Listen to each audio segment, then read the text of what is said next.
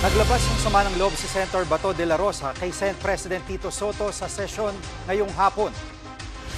Ang Senado po, hindi po ito noon time TV show na puro gimmick ang ating tinitikap dito. Hindi na po masama ang loob namin dahil tanggap na namin na kami ang minority. Ang kinasama lang ng loob namin is bakit kailangan pang patayin kami sa sama ng loob? When I said mamatay sila na sama ng loob, we were addressing the trolls. Parang sinisita mo yung Senate President, which is very unparliamentary.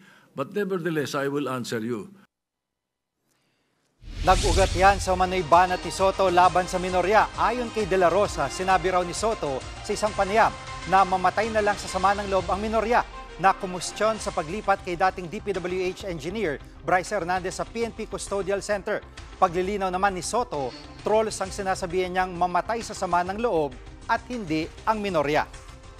Mga kapatid, Jig Manikad po, pagdating sa mahalagang balita sa loob at labas ng bansa, dapat una sa lahat, mag-follow at mag-subscribe na sa social media pages ng News 5.